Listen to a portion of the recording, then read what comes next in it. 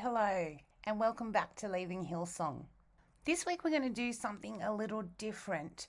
Most of the people that you've heard so far on this pod, I've known them for a little while. We've chatted back and forth, and usually I haven't known their whole story, but we kind of know each other. Whereas this week, I got an email from a young woman called Megan in New Zealand, and she wanted to share her story. And so I said to her, well, rather than go over it and then bring it all up again for an interview, why don't we just jump right into recording? And so that's what we did. So Megan's now a 20-something nursing student, and she'll tell you the story of what she went through at life. And if that's something you'd like to do, by all means, get in touch. Twitter, Facebook, Instagram, and we can talk about what you want to do with that story. So here's My Voice Does Matter. Megan, how did you end up in an AOG church? So I moved to Auckland in 2017. I was like fresh out of high school pretty much. And here in New Zealand, you hear about these mega churches, and life was that one for me. And it's a place that everybody wants to go to. Life Church. Okay. Yeah. And that's, you had moved from... I lived in New Plymouth for most of my childhood. Okay. So it's a big step from a couple of thousand to a million, I think, at the moment in New Auckland. I moved up and started attending Life. It wasn't until I had done a girl called Hope, which you guys would know as Mercy Ministries. That's when I kind of got into the whole what Life does. You get swamped into this circle. And that's where I kind of found myself. I was everything about Life Church. Every Sunday I'd be there. Every time there's an event, I'd be there. And it just became a part of kind of who I was. And it just lost the real point of what it was for me. Okay. So you had been a resident of that place? Yeah. So, yeah, resident, loved the place. Quite spoken about. And the girl club and that stuff. Yeah, so we attended Life every Sunday, similar to other programs around the world. And yeah, like you just get so swamped into this place of you're doing this because it's a bigger church kind of thing. So yeah, so then I left that and decided to continue what I was doing, like attend Life, because I knew nothing else pretty much. Jump on teams, attend services, serve, whatever. And then 2020 happened. I applied for leadership college. You sign forms, everything like that. Mm-hmm. It gets to a point where you live and breathe. I lived and breathed that church. I spoke out on it so many times about it. Fully recommended friends going, whatever, and it became a part of my life. And then we had COVID lockdown, and that meant everything went online, which was fine. 100% got that. And that's where I kind of saw a bit of a turn, because before COVID, I worked alongside a worship pastor's wife to run events and making coffees for the senior pastoral team, and then meetings with our senior pastors, all that stuff. And then I was made to leave college for my mental health. That kind of forced me out. And then that's where everything changed for me. I went from being talked to and being elite circles to literally no one. Like there's no point of turning up to church pretty much. Wow, okay. There's like a hierarchy in church. At Life, mm-hmm. especially, and it's senior pastors, their team, anyone that's in their pastoral team, and then there's college students, and then there's everybody else sort of thing. And you got seen as quite high up, and once you left college for any reason besides graduating, I got avoided by the college principal, and college principal didn't want to talk to me at all, even about me going back to college. And when you say they forced you out, I mean, tell me a little bit about that. So I ended up having a really bad mental health relapse pretty much. And I got told that I could go on leave for 2 weeks as required as to the New Zealand government in studying. You could take 2 weeks to leave before it starts ruining your further future studies, which was fine. At that point, I was ahead of class, handing in assignments, everything, because it was my way of trying to stay above everything. And then I landed in the psych ward, and then I got pulled into a meeting with a bunch of psychiatrists, my nurse, and on Zoom was the principal of college and my young adult pastor at that time. And they told me that they'd talked about it in a pastoral meeting, which I had no idea that was happening, and that they were going to ask me to step down and come back semester 2, which was maybe a month and a half away from when I pulled out, which was fine. They were fully like, we'll let you reapply. I had no choice in it because I kind of had to, or I wasn't allowed back at college pretty much for the rest of that semester. Yeah. So then, so following that, you were saying there's everything changed. Yeah, so I came into church as soon as we could get back into church, and I was chatting to people and just my normal connections that I normally do every Sunday. And I went up to chat to the college principal at that point, and it was to the point where you could see she was avoiding, and I was like, okay, maybe it's just an off day. So I left it, and then it happened again, and then I was like, oh, okay, this is weird. So then I went up and chatted to some people that I've always chatted to for a weird, their family. I grew up knowing the kids. Their kids grew up knowing me more in a way. It was just avoidance. And I was like, oh, this is super weird. What the heck's happened? And it wasn't until a previous life churchgoer I explained my feelings, and they were like, it's called the elite circles. And that's where someone fully explained to me what it was. And that was the first time I was like, totally makes sense to what I'm feeling, what's actually happening. Because you take a step back after that, you see it so much. And it's taken me quite a long while to see it now. And I look at it and I'm like, it's so toxic and so bad for people who actually go because they want to know Jesus. Yeah. And so then what happens after that month and a half?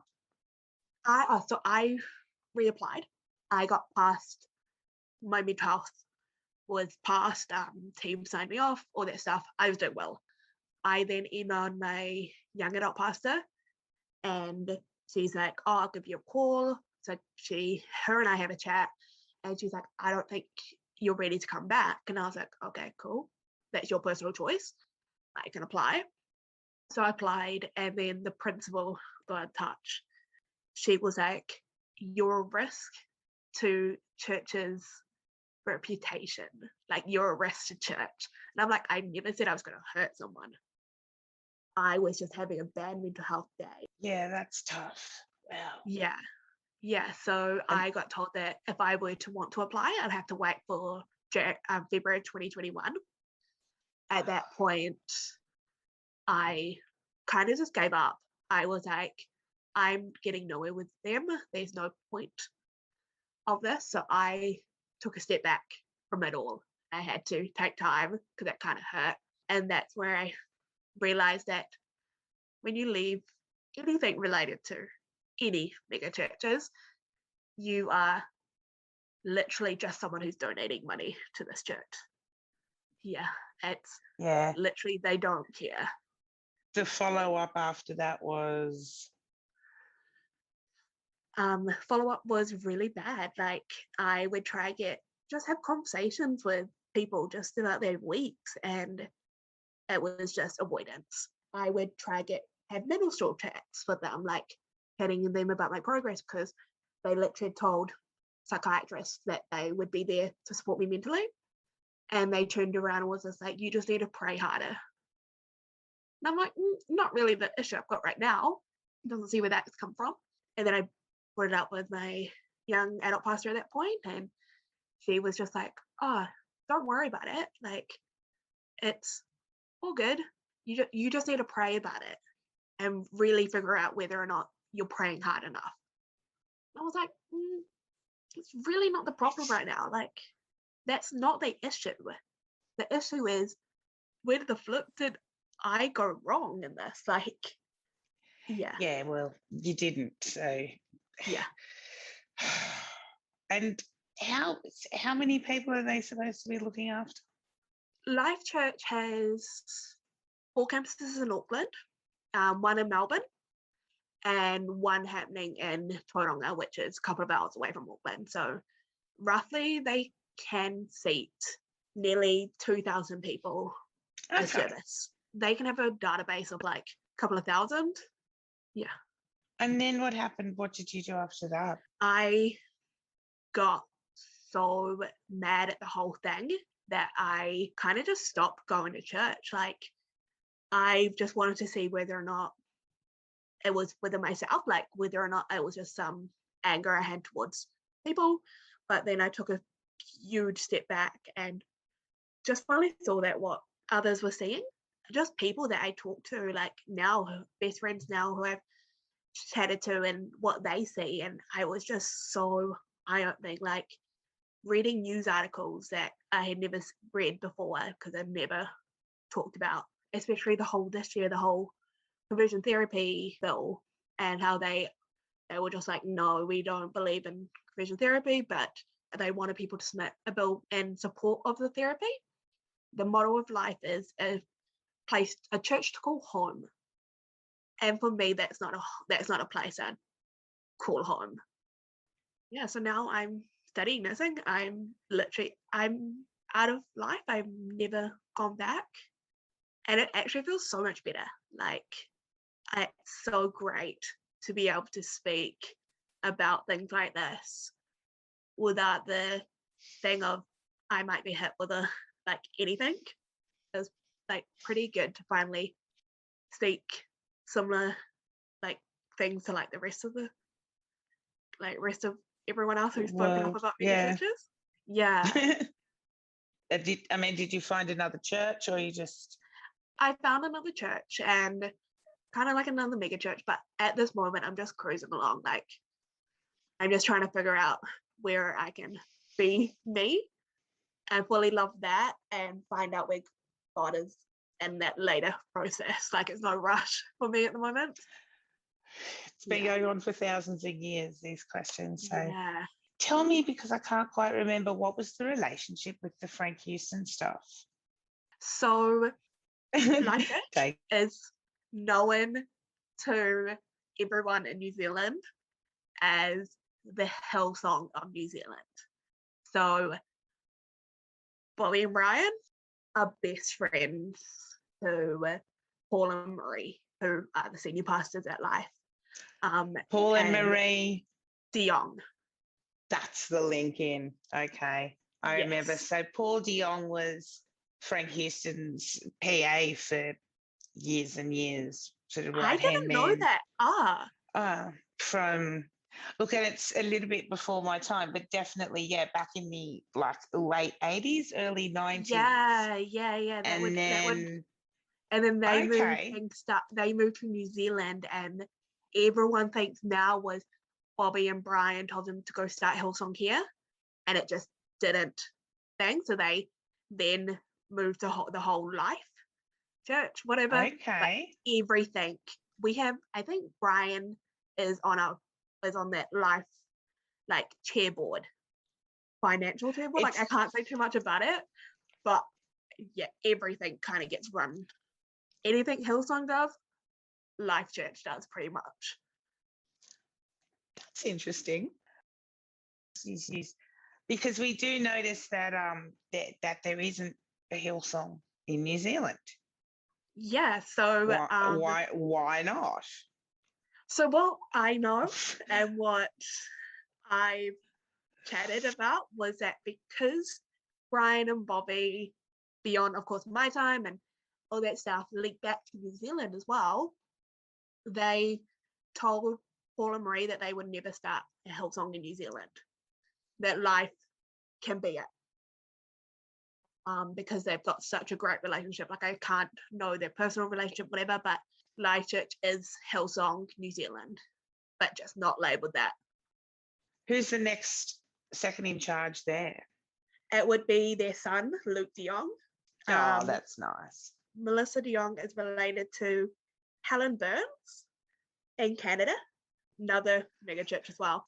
But after that would be Scott and Amanda Thornton. Okay.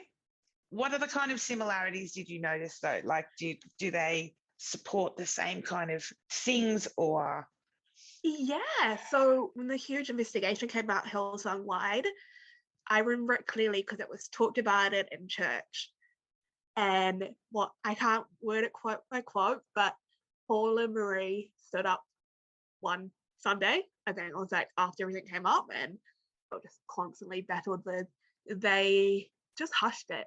They wouldn't explain why it was happening. The whole allegations and whole Brian Houston covering all that stuff. And we would, for that point, for me, I was just like, what the flip's happening? Like, what are these charges? Like, no, I don't know anything about them. And then it wasn't until I went home that day that I Googled it. I was like, oh, this is bad. But don't you think that's strange that they don't think people are going to go home and Google? Okay. Yeah, I'm like, do you, like, now thinking about, I Googled it and I felt horrible Googling it, thinking that maybe I didn't trust my pastors. But I just wanted to know, because I'm such a person that if I'm going to be attending this church, I want to know what they're talking about. If they're going to have Brian and Bobby here to open a new campus, I want to know whether or not I want to be there supporting it. End of 2018, we had to move council related and all that stuff. There's a transition literally going through our old building. And so we moved and opened this brand new $1 million building, and the special guests were coming was Hillsong Young and Free and Brian and Bobby. They were going to come, and it was going to be great. They put prices to it and it sold out. Yeah, if you wanted to be there that opening night, you had to book 2 months in advance to go. And pay what? I think it was roughly $10 to maybe $20, depending. Okay. So mind blowing now looking at it, like, so confusing in my mind. We had guest speakers because we do huge conferences. I remember I was making a coffee for guest speakers, someone related to Hillsong, and I was told I wasn't allowed to talk to them because I wasn't paid enough. I wasn't being paid at all because I was a student. I was there for experience. So every time they'd come into a room, everyone had to be quiet. Ellen DeGeneres or something? Like, no, it was the South African pastors of Hillsong. Oh, not Phil Dooley. Phil Dooley and Lucinda Dooley. You're not allowed to speak to Phil Dooley when you walk in the room. Is that right? It was the same, similar to, like, if you wanted to go up to the leadership lounge, which is where all this pastoral team prayed, which I haven't seen any prayer going on, you either had to be in that circle or you'd be serving. You had to be picked to be serving. So I got asked to serve because I had barista skills, which is totally fine. I was handpicked by them. And I was, at that point, you wore that at college, you wore that with pride. Yeah, you're handpicked for a reason, for sure. Yeah. So, so it was all the kind of top notch that you weren't allowed to speak to. It's not just. Yeah. You, what I saw the most is, so we have All Blacks attend our church, some really, really famous All Blacks. And their family members who are also All Blacks. We've also got radio presenters. And I remember this one night, it was an all-in campus night, and we had, you guys know who Stan Walker is over in Australia? He had walked into church and we were directing everyone to the chapel. And I had just been like, everybody needs to go to chapel. And then I get pulled to the side because he then went to go chat to someone higher up than me and was like, I wasn't allowed in the main auditorium. I'm literally just following health and safety regulations. If I can't fit a mum and a child into this auditorium, I'm not going to care who you are. And then I got told that I needed to make sure that every celebrity or every person with high status would come back. And I'm like, I don't care if they don't come back because I can't fit. Really. I'm like, I don't care. And that's where I kind of saw that a lot of these celebrities, like radio presenters being able to bring their families to a sold out show, that these families who had been on this wait list for months to go, like Christmas productions, weren't allowed to come in. What was that point? There was a final meeting? Yeah, it was an 11 a.m. church service that I had gone to on a Sunday. I remember sat down with my young adult pastor at that point. She was talking to me about something, and I was like, I need to talk to you about life and where I feel like something's gone wrong. And she avoided the whole conversation. And I was like, no, I need to tell you this. Like, this is really urgent.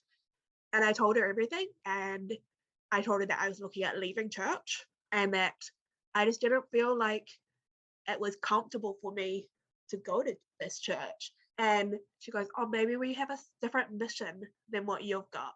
And I'm like, maybe you've got a different mission? Like, what different mission do you have? I have making sure people in this church come back, call this place home.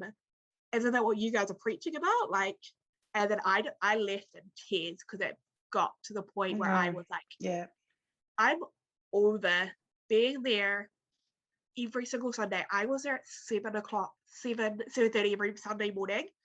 And there are days I won't leave until 9:30 at night.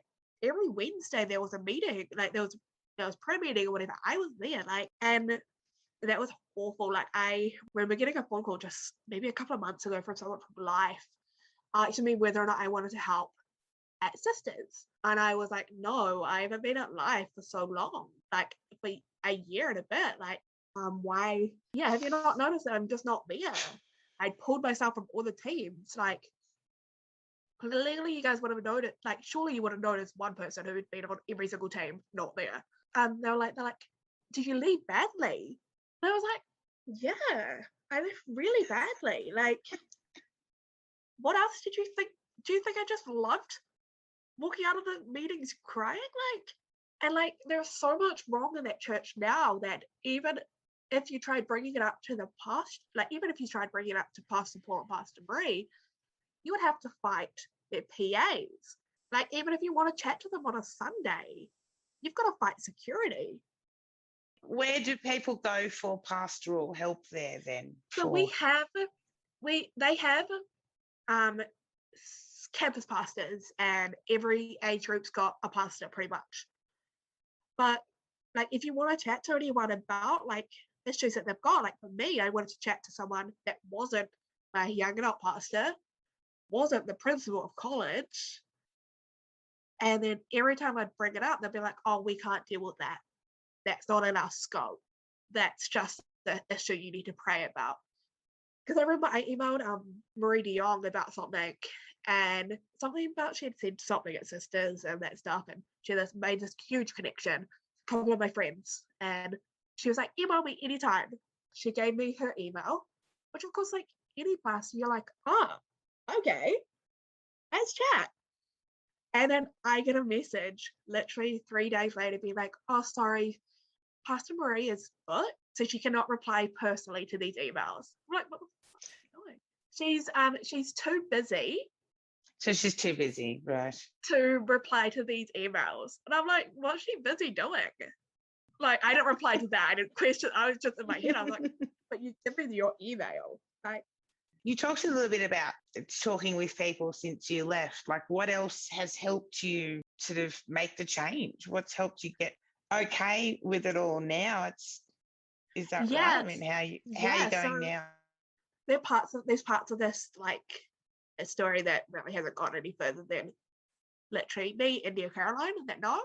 So now, like, I've spoken out on it on so many levels now, a year and a half later, that I'm doing better with that. Like, actually, I had a chat with someone about it a couple of weeks ago, and just having that point of like, my voice does matter. Like, it might have not mattered a year and a half ago, but it matters now, and that whatever happened, like, did happen. Like, it's no longer me pretending, oh, maybe it just didn't happen that way. Maybe I did something wrong. Whereas, no, what should have happened was them. They should have owned up on things. Yeah, fantastic. Yeah. Yeah, they should have really stepped up in their leadership and been like, we need to train our leaders more. There were connect group moments where their connect group leaders were serving us alcohol and talking about like triggering topics like abortions, pretty much, and that stuff. And these leaders, who of course are gone through leadership college, dating people in church, like big people, then tell us we're not allowed to talk to anyone about it because they could get in trouble. Like, then why do it? You know it's against the rules. Why do it? Yeah. So now looking back at it, I'm like, did I skip a huge warning sign? Because so it's the same stuff again. And yeah. the money, how was the 100%. money spent? So we have no idea how much everything's spent. We know that when we were raising money for the new church or whatever, I don't really know what, like, raising money, I think it is, we got told that if you donated $5 a week, you could get your name on a seat. At no point did I see names on seats unless they were stickered and they were reserved for guest speaker, reserved for PA, all that stuff. That's it. And these stickers they could come off. There was like no recognition of where that money went besides. So it just disappeared. So even the little basic things, okay. Yeah, and I like got the $5 deals, okay. Yeah, so I remember I signed up for a year and I donated $5 a week, and I wanted to know where my money was going. And I remember we went to this all-in night, team night, whatever it's called, and they talked about finances there, and they're like, you'll find out more about where our money went to in this booklet. And it didn't really talk about it much. Yet they were literally pretty much every month talking about legacy, our life legacy, like, we've got to donate this much money to be able to pay off the debts for church so we can do more stuff. Apparently they had a mission to raise $45 million in 4 years to pay off 3 campuses and start new campuses, get guest speakers here and all that stuff. And it just got to a point where I was like, I'm not going to donate any more money. I cannot do this. These pastors were like going on for like weeks. They went on retreats for the start of the year, every year. All of them went on retreats. And we were like, this is really how our money's being spent. And like, if you donated a certain amount, you'll be invited to the financial leaders breakfast every 8 weeks. And that's where you could have breakfast with the de Jongs and chat about everything financial. No one knew about those meetings unless you're invited or you're serving them. You knew there was something called financial leaders, but you never knew there was something called the financial leaders breakfast. You never knew what was happening in them. So that was pretty interesting to finally see what was actually happening. You weren't allowed to go to any of the meetings unless you're serving or you're a financial leader. If you weren't serving in that area, you just stay out because they just didn't want anything leaked. Whatever leads us, you can't talk about it anywhere else until it's made known to the public. And it was just weird. A whole lot of hush stuff. Yeah. And I had a guy write to me who'd lived in New Zealand, and he said to me, don't you ever wonder why there's no Hillsong in New Zealand? It's because there's too many victims, right? And I was like, oh my God. Who knows? Yeah, so like, even if we would have conversations with Bobby and Brian, we weren't allowed to bring up anything related to their dad. If we were going to ask anything, we were only asked about them, how they were, and that was it. Like, we could ask about Hillsong. I remember, I think it was last year that the whole Hillsong New York thing happened, And no one talked about it. Like there was nothing about it church related. It was really weird. It was just really top secret, the whole everything about that. So we were going to talk about that. We then come for conference one time, them and their daughter and that stuff. And we were talking to them. It was just, hi, how are you? Welcome to life, pretty much. Hope you enjoy. At the start of Leadership College, you submit something called a CV. So it used to be that you'd pick the places that you wanted to do your practical in, but they changed it because everyone kind of went for one area. And I had written on my skill list that I can make coffees, which there's a rare talent in life because you don't usually get trained. And I'm highly trained outside of church. I got picked to do the event, so of course I needed events from Monday to Saturday, so I needed to do something on Sunday. No one was able to fill the spot to do the senior pastoral coffees, so anything up in their lounge, their guest lounge, I think they called it. Melissa DeYoung being like, we've picked you to come up and do coffees. You just need to be dressed really, really neatly. And you're doing all of this volunteer, right? 100% volunteer. And they wonder why the turnover for anything volunteer related in that high-end area is so high. I fell over a couple of weeks after that, and I tried explaining it to them. The doctors had told me I wasn't allowed to carry heavy things. So I was upstairs making coffees and all that stuff, and I remember my arm in a brace. Like, I'm literally putting my health at risk. I cannot do this because I can't do this one-handed. And she was like, oh, but there's no one else. You've got to do it. Who's going to make the coffees? When they're fasting, we would still have to be up there. Huh? Like, when they're doing prayer and fasting, I still have to be up there making coffees. Or, like, standing there. Yeah, well, what would you say to somebody who's, you know what I mean? They moved to the city, they went to the nice church, the people are nice there. You know, they don't know anybody else. I mean, can't be that bad, can it? I think if I was talking to someone who was like me when I moved to Auckland, and listen to your gut. For me, the thing that most people don't know was I hated life when I first went. But I hated to the point where I was never going to go back. Just because it just felt too big for me. Like, just wasn't what I wanted and what I had hoped it was to be. But I threw my gut instinct out the window and was like, I'll be fine. And now I kind of wish I did kind of listen to my gut, because that would have saved, now 2021, I've been in Auckland for 4 years, it would have saved at least 3 years of this stress. If you really want to attend churches like this, go ahead, but don't put your whole life into them. They're not the real representation of God. To just trust your gut. And if your gut's saying to get out of there, get out of there. And do research. So much research about what they stand for. Does this align with what you think? Are there any values in that you believe are the iffy? Do some research about where they've come from, like come out of Hillsong, whatever. Everything's linked. So go to your normal traditional church. Like go to a church down the road that doesn't have many people, and you might not run into problems. I'm still going to be a Christian. Like, it's just that balancing scheme that I can't get right at the moment, especially with everything that I'm still relearning. Like, I'm relearning.